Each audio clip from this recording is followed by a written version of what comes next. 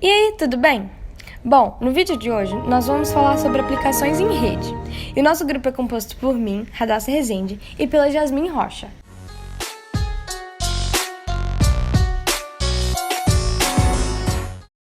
Para começarmos a falar sobre aplicação em redes, precisamos falar dos conceitos de sistemas operacionais. Um sistema operacional em redes atua como intermediário entre uma ou mais máquinas. Nos anos 90, os sistemas operacionais eram voltados para a operação de um único processo, conhecido como standalone.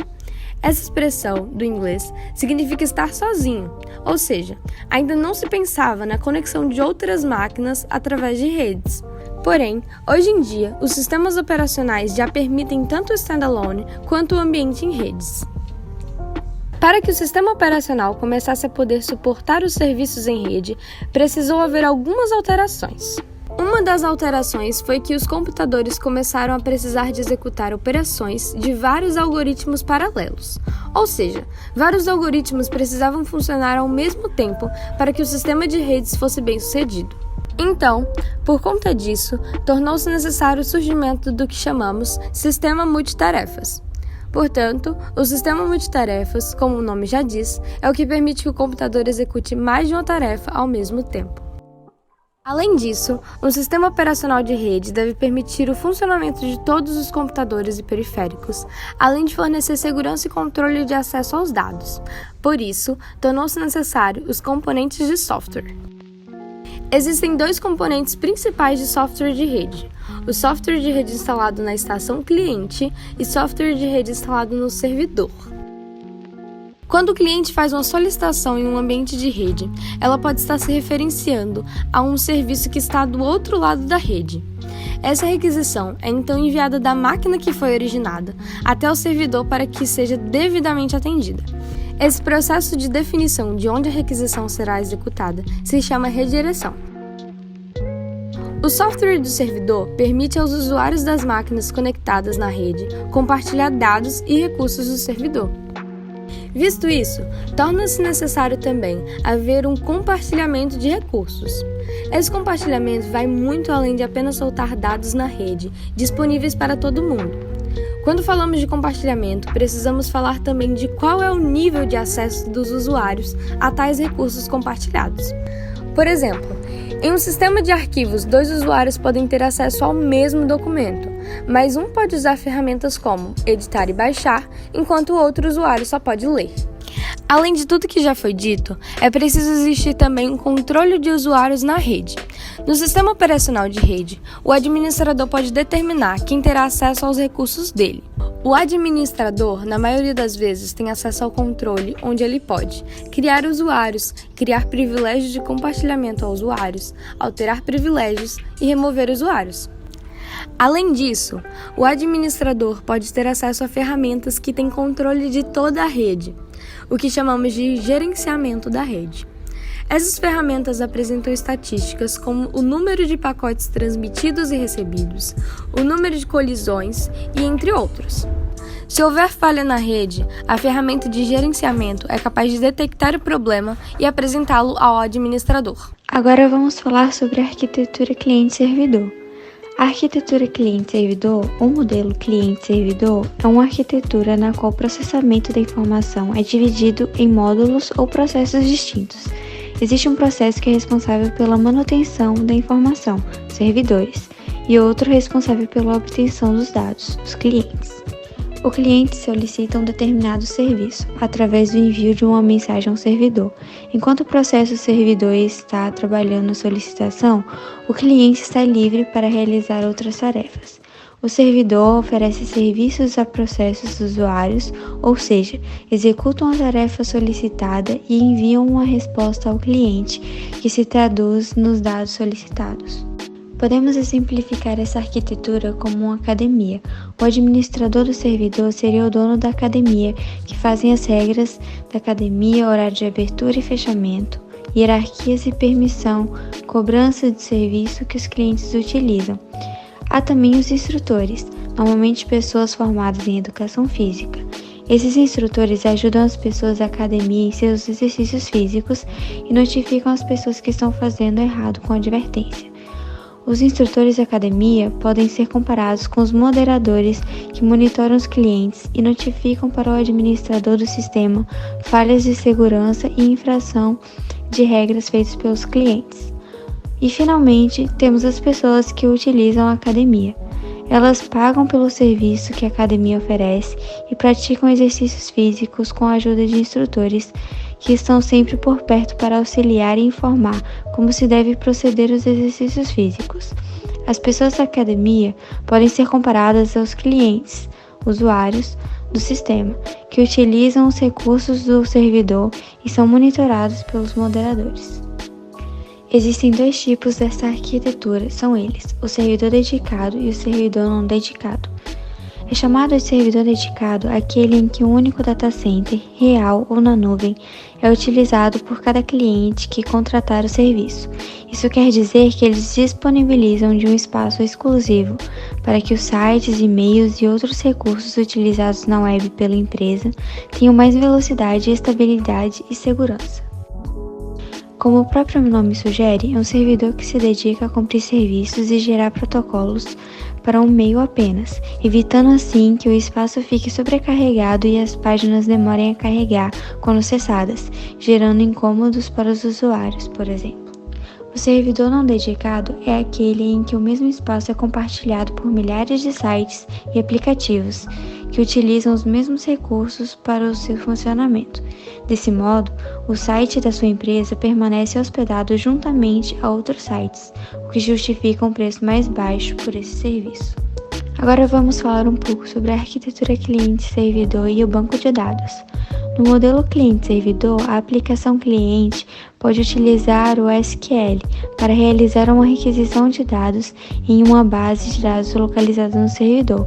Quando pensamos no conceito de manipulação de dados, estamos relacionando três operações básicas: inclusão de dados, exclusão de dados, alteração de dados. Quando um usuário deseja consultar o banco de dados, ele gera um query, solicitação, que será então encaminhada ao servidor para ser executada. O servidor de banco de dados é responsável por armazenar e gerenciar os dados. Ele recebe as requisições dos clientes em SQL, processa-as e envia de volta os resultados. O processamento, portanto, é de busca, organização e extração dos dados e envio para a estação que os solicitou. Mecanismo de comunicação cliente-servidor. Imaginemos uma rede com vários clientes acessando um servidor de arquivos. Em uma rede desse tipo, clientes acessam esses dados enviando requisições para o servidor, cujo trabalho é enviá-los de volta. As comunicações têm o tipo requisição-resposta, sempre iniciadas pelo cliente, nunca pelo servidor. Esse é o conceito básico de uma arquitetura cliente-servidor. O modelo cliente-servidor é particularmente recomendado para as redes que necessitam de um grande nível de fiabilidade. Agora vamos falar algumas vantagens e desvantagens. Vantagens: permitir o processamento distribuído, permitir diminuir o tráfego na rede, economizar recursos nas estações clientes, centralizar os dados de modo a aumentar o grau de segurança deles. Algumas desvantagens são a sobrecarga, único nó, um custo elevado. Um exemplo de arquitetura cliente-servidor é a comunicação entre o browser e um site que possui servidor para processamentos de banco de dados ou outros relacionados. Agora vamos falar um pouco sobre a arquitetura peer-to-peer. O modelo de negócio funciona permitindo que os indivíduos se conectem diretamente entre si e troquem produtos e serviços. Peer-to-peer significa de pessoa para pessoa e não envolve relação entre empresas, portanto, também pode ser chamado de modelo consumer-to-consumer. Peer-to-peer é um termo muito amplo que foi popularizado pelo sistema de compartilhamento de arquivos Napster, originalmente lançado em 1999. O movimento peer-to-peer permitiu que milhões de usuários na internet se conectassem diretamente, formando grupos e colaborando para se tornarem mecanismos de busca criados por usuários, supercomputadores virtuais e sistemas de arquivos. Agora nós vamos falar sobre os protocolos. O protocolo FTP é um protocolo da família TCP/IP, capaz de transferir, renomear e remover arquivos e diretórios entre dois sistemas. Para isso, o FTP baseia-se no estabelecimento de duas conexões, uma de controle e outra de dados, ambas sobre o TCP, o que garante a confiabilidade na transmissão.